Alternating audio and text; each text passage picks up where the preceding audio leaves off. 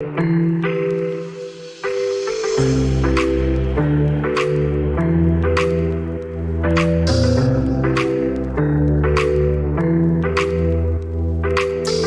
Dethroners, welcome back to the Dethroning Your Inner Critic podcast. I'm Joanna Kleinman, psychotherapist, best-selling author, and CEO of the growth and development company, Dethroning Your Inner Critic. And today I want to talk to you about embodying ease and flow and how that can have a profound impact on your life. So the Dethroning Your Inner Critic community is built around women who are on a path of expanded empowerment, consciousness, and self-awareness. So we're all committed to creating a new chapter in our lives that's rooted in our deepest passions and our most inspired visions. Now, I don't have to tell you that our world right now is steeped in a thought system that is based on fear.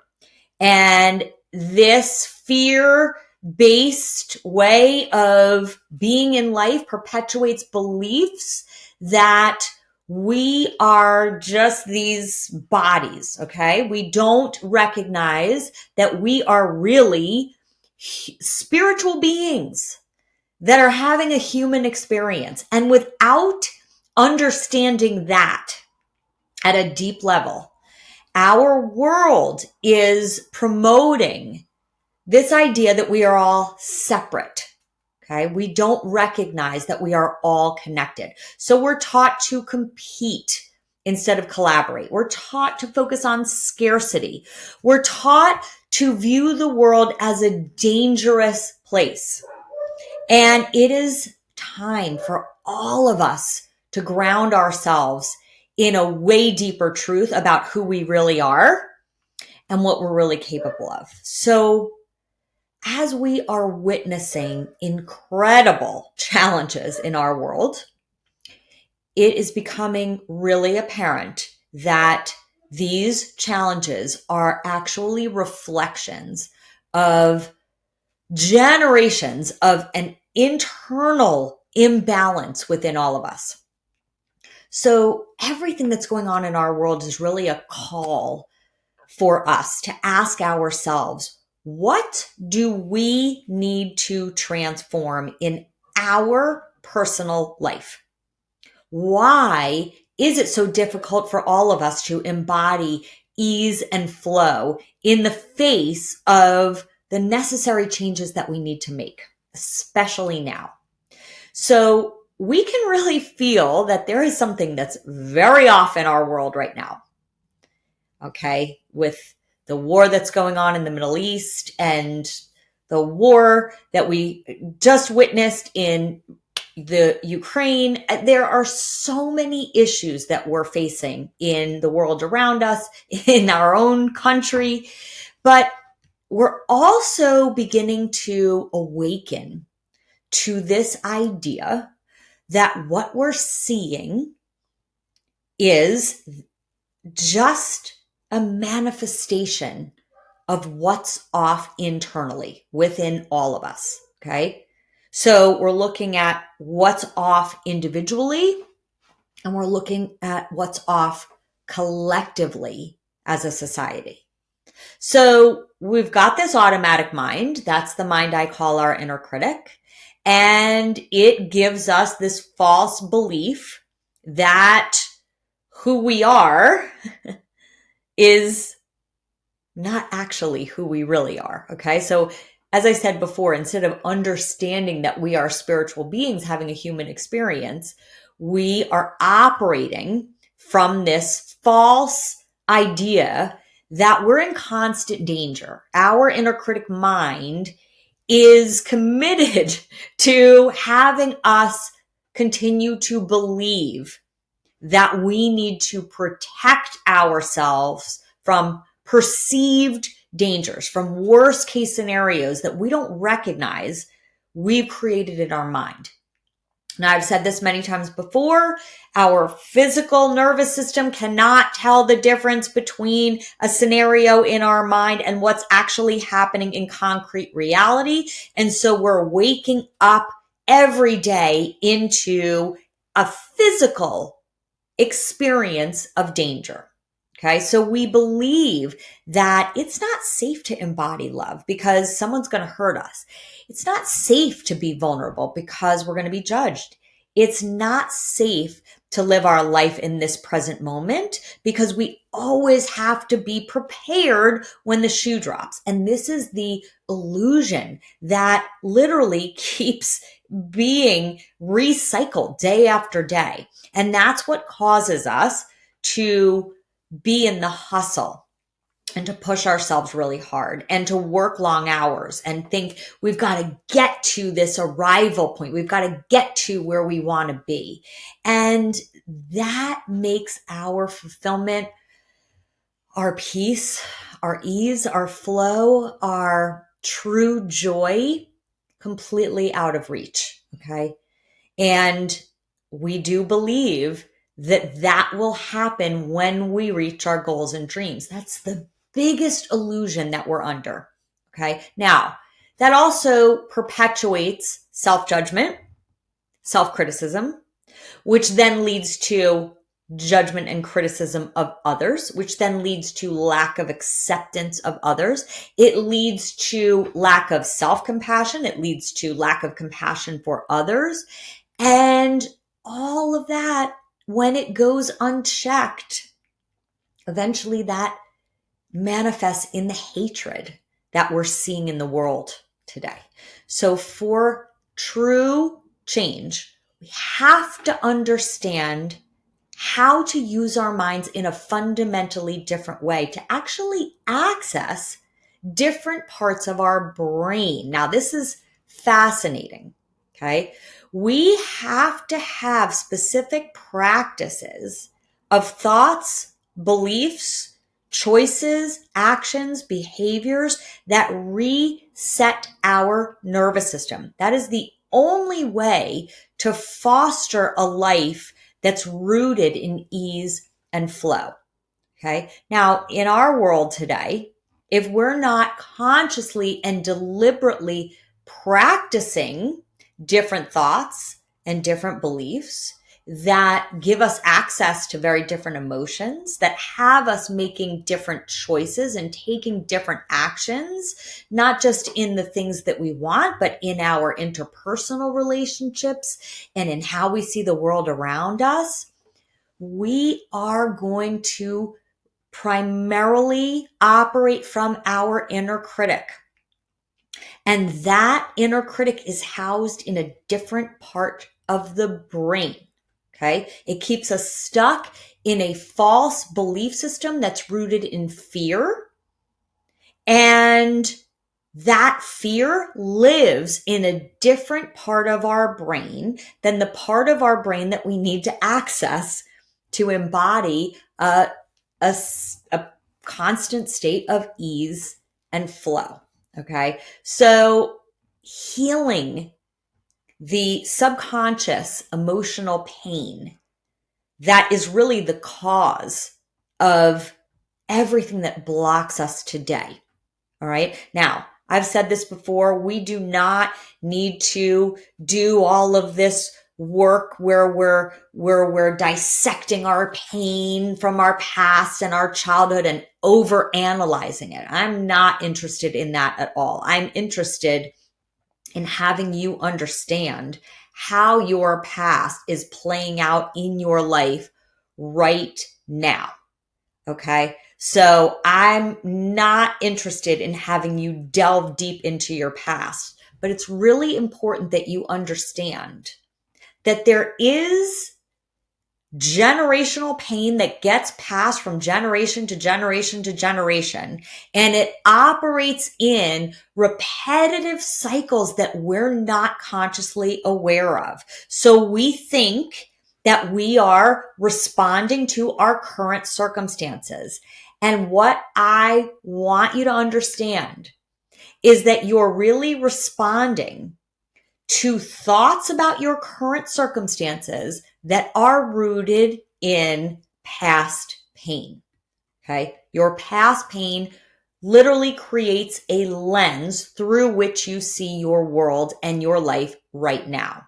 So we need to work on ourselves internally by choice right now, not because something horrible has happened and our career is about to implode, or our marriage is about to come crumbling down, or we're facing addiction, or something catastrophic that needs to happen before we finally wake up and realize that we need to take ourselves on at a completely different level.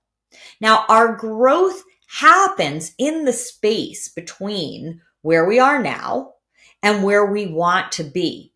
But instead of your inner critic that's constantly going to focus on where you want to be, when you're rooted in your authentic self, remember that lives in a different part of your brain, we can actually look back on how far we've come.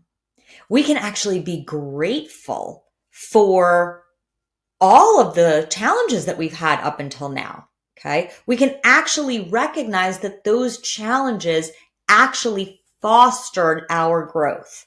Okay. And we can have gratitude for all of it. And when we have gratitude actually serves as the compass that guides us towards the next step that's available for us to take as we're navigating our journey forward. So when you are grounded in your authentic self, you are embracing the whole journey of your self-growth and of your evolution. You have compassion for yourself. You have compassion for other people. You let go of that deep self-judgment.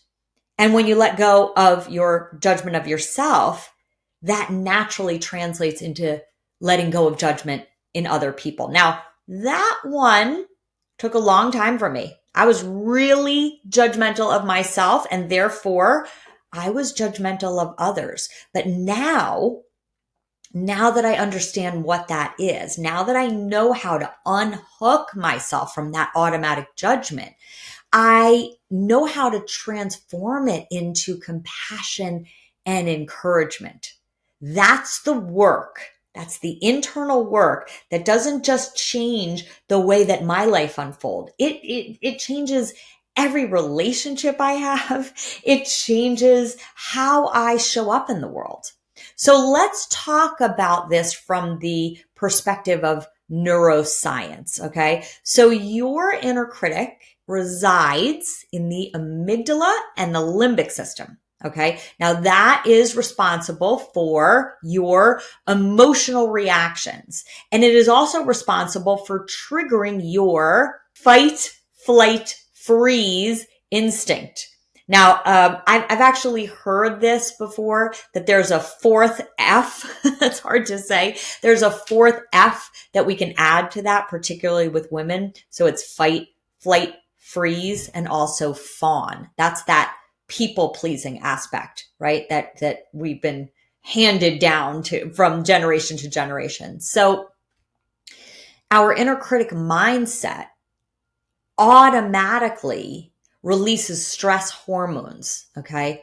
And those stress hormones produce more fear and more doubt, okay? So it's like we're stuck in this vicious cycle where the more hormones get released, the more we are embodying that fear, the more we're embodying that doubt, the more we then embody that fear and doubt, the more stress hormones get released, okay? Now, when we are grounded in our authentic self, that's in the prefrontal cortex, a totally different part of our brain.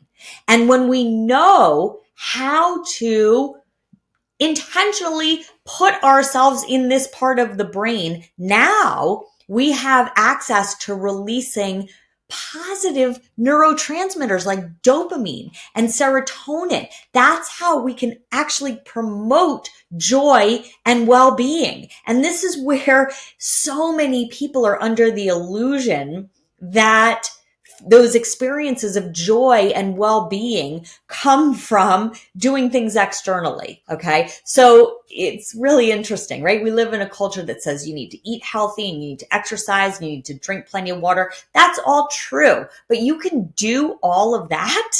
But if you're not doing your internal work, you're not going to feel the joy and well-being that you really want to feel. You might be physically fit, but emotionally, that's got very little to do with how you're eating and how you're exercising, right? It's connected. But what's most important is your internal work. So recognizing whether you're creating your life from your inner critic or your authentic self really involves tuning into your emotions, your body sensations, your behaviors that serve as red warning lights telling you, is that behavior coming from my inner critic? Is that coming from fear and scarcity? Or is that behavior really coming from my authentic self that's committed to something profoundly different? Now, that's the I step of the mind method. Investigate the indication signs. So having a deep understanding that your stress, your anxiety, and your doubt actually come from your mind instead of your circumstances is challenging for most people to believe, because we want to be right about why our life is the way that it is, right? And even if our life is okay, right? Even if it's fine, it's really scary to look at making your life 10 times what it is now. That is not easy. It really takes a willingness to go deep. But if you don't do the work to change and grow internally, you're going to continue to navigate every important part of your life from your amygdala. And that is almost impossible to have sustained joy, enthusiasm, flow while you're reaching for your dreams. That's why so many people who seemingly are successful are actually more miserable than ever, right? And that's actually why some people end up dying at the height of their professional career.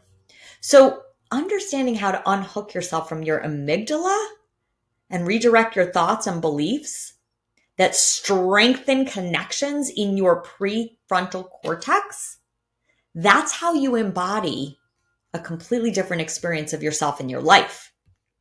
And it's the necessary work. That's the necessary work to design your most extraordinary life. Your journey towards your dreams is actually a holistic experience, okay? It has to involve your mind. It has to involve your physical body. It has to be about embracing the journey and knowing that you have the power to reshape your brain and align yourself with your authentic self, okay? I used to believe that reaching my goals was the answer. I spent a lot of years believing the illusion that so many other people believe, that my goals would have me feeling deeply fulfilled. And it's a really fascinating paradox, okay? My true purpose in life does not lie in the outer world. So the only way that I've been able to find what deeply fulfills me is only by looking at my inner world. That's what I've dedicated my life's purpose to, right? To teaching all of you how to look at your inner world instead of trying to find your fulfillment out there. Okay. So my life had to show me my purpose over time. I had to do the hard work of letting go of looking for my purpose in the outer world. That's the only way that I was able to find it within myself. See, the thing you seek lies within you. I had to find it by exhausting all possibilities of being fulfilled through my goals. I had to write my best-selling book to see that wasn't it. I had to become a keynote speaker to see that wasn't it. I had to create my transformational program and impact women in different parts of the world to see that wasn't it. I love all of those things, but this is the paradox of existence. And like all paradoxes, it can only be resolved through going for your dream and learning as you go how to rewire your mind. Okay. Now, that might be a harsh reality, but it actually gives you permission to not take your life so seriously. Okay.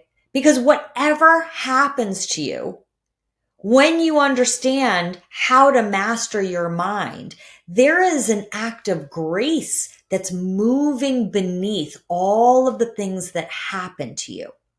Okay. And that grace is there to loosen your attachment to your inner critic's expectations about how life is supposed to go.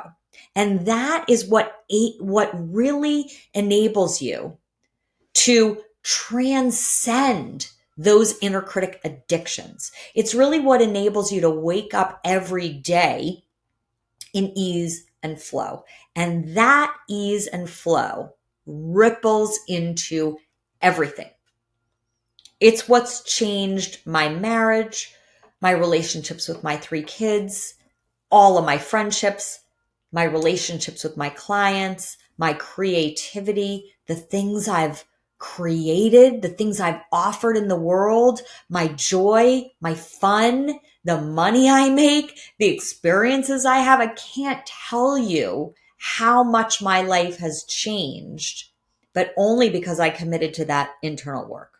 So the more I faced circumstances that didn't go the way my inner critic wanted them to go, okay, that didn't bring my inner critic those immediate results that she said she needed, right? That's how I embodied a whole new self. Okay. And now in my life now my whole being loves moving into the unknown. My inner critic still fears it. Okay. But I now trust my body, my nervous system. I use my nervous system as the compass for my decisions, right? I do the deep work to unhook myself from my inner critic every day. And that continues to undercut that ever-present fear that my inner critic wants to keep whipping up, right? Now, fear, your fear, is just one step away from excitement. Okay. So the moment you learn to trust what your nervous system is telling you, you've learned the greatest secret of your life, because that's living your life from your authentic self. Your authentic self recognizes your inner critic's habits of waiting for your future to give you your fulfillment and remembering the pain of your past, right? Both of those things, either looking out into the future and waiting for that future to happen or looking back on your past, that's what creates your psychological pain and stress. So present moment thinking is really how we create our lives.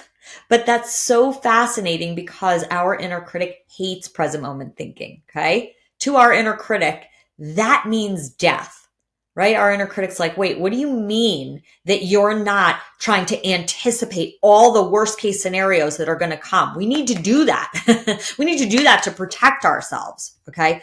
But that mechanism, right? That mechanism in your brain, which is really our survival mechanism, okay? That leaves you in an energy frequency inside your body that is of a low vibration, right? Stress, scarcity, anger, sadness, frustration, longing, lack. Okay. So we want to learn how to shift the energy frequency inside our body that is in alignment with all that we want our life to be. That is how we become a conscious creator. Okay. And the energy of ease and flow is really the frequency that we want to be living in. That energy attracts what matches that energy in the external world, right? So our authentic self can be at peace in the uncertainty of the future because our authentic self knows how to make now the very best moment of your life. Because guess what? Right now is the only moment of your life. Okay. If you're thinking about your future, you're in your head. If you're thinking about your past, you're in your head. So you are here on this planet to be the driving force behind your greatest vision. So if you find trust in your inner world, you're going to see that whatever you turn your attention to will become a success, okay? Because we all have a virtually unlimited resource of energy that's available for anything that we want to create, okay? So what we need to do is find the area where we most enjoy working with all that energy, the area where even if we didn't make money, we would do that thing for free. Okay. That becomes our own labor of love. Okay. Once you've found that thing, you don't need to worry about your life anymore. Worry is just your inner critic's favorite habit. So when you're tuned into your authentic self, you really tap into your ability to handle any change or uncertainty or unknown that life throws at you. And you are able to embrace it with openness and an inner sense of confidence. And that is how you create your success. That's how you create your prosperity. That's how you create your emotional satisfaction. That's how you create your experience of spiritual abundance. So let's talk about specifically creating your vision. Okay. You have to first acknowledge how these regions of your brain interact with each other. And then you have to choose the practice of operating from your authentic self. Now, how do we do that? We've got to spot our inner critic as soon as it hijacks us. We have to know that it's just a physiological response. And we have to know that we can shift that physiological response by consciously redirecting our thoughts and our beliefs.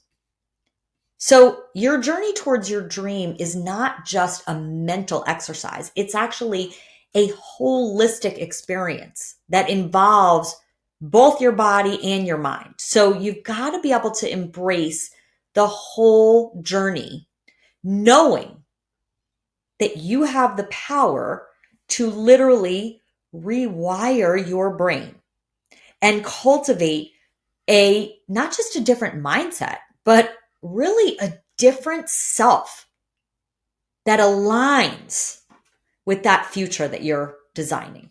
Okay. So your inner critic is always going to look for evidence that supports her beliefs that this is too scary and you've got to stay stuck in your comfort zone.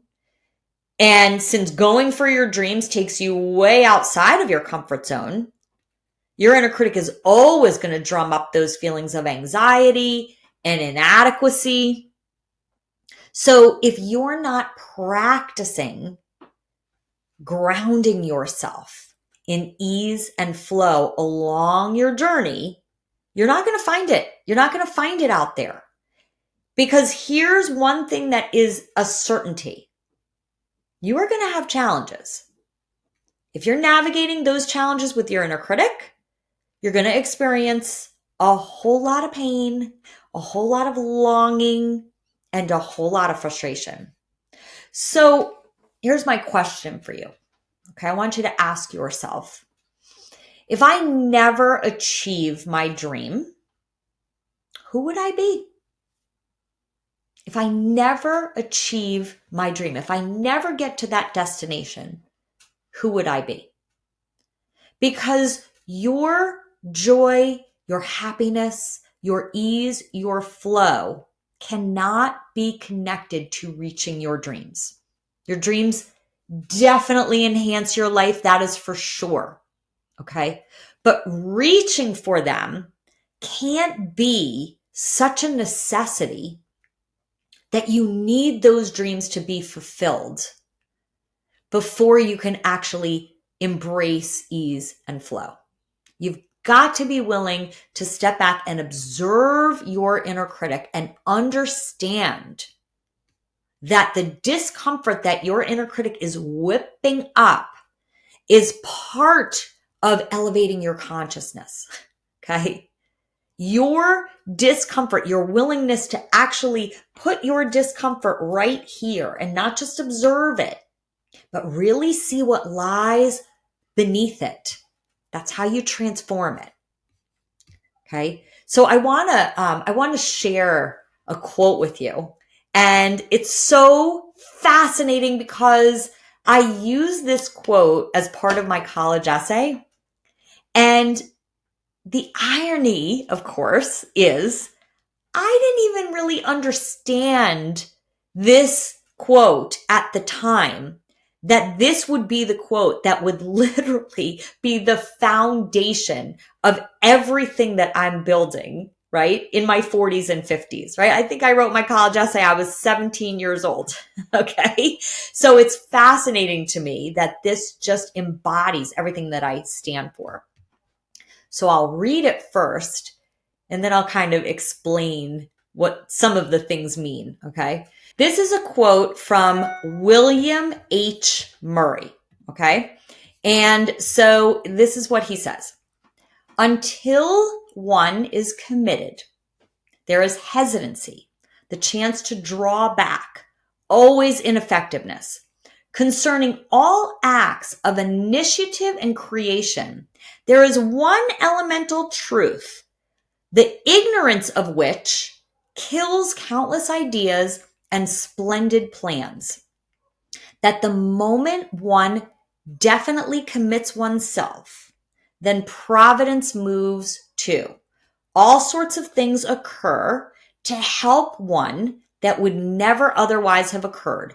A whole stream of events issues from the decision, raising in one's favor all manner of unforeseen incidents, meetings, and material assistance to which no man could have dreamed would have come his way. Whatever you can do or dream you can, begin it. Boldness has genius, power, and magic in it. Begin it now. So it does seem like magic. Before you truly commit to something, your success in that thing is fleeting. It comes and goes, it shows itself, and then it disappears. But once you find a whole new reason to do this thing, a deeper reason, that's when something profound happens inside of you. Your deeper reason gives you a whole new level of commitment. And that's when you won't stop no matter what shows up. And that's the moment that the doors start to open. That's the moment that you really start to get momentum to building your dreams. So you may work hard, but it doesn't seem like work because you're working towards that dream. You're working towards that higher calling. And the commitment that you've made helps you to see things that you wouldn't normally have seen and do things that you wouldn't normally have done. And because of that, it starts to feel like magic. It feels like Providence is truly helping you walk along your journey. Now, I call it the universe. You can call it God. You can call it source. You can call it Providence. You can call it whatever you'd like. But it's definitely something, some energy that co-creates your life with you. And when you can see that, that's when you embody an ease and flow throughout the whole journey. That's a completely different life, because that is how you reach levels you never dreamed were possible. So thank you for joining me on this episode of Dethroning Your Inner Critic. And my deepest purpose in life is to teach you how to create your success, your joy, your deep fulfillment from your highest version of yourself. So if you are interested in hearing more about my Mastering Your Mind program, go to my website, Dethroning Your Inner Critic, and schedule a clarity conversation with me. Thanks for listening today. And if you are a fan of my work, please do me a favor and rate and review my podcast and like and subscribe to my YouTube channel. Thanks, everyone.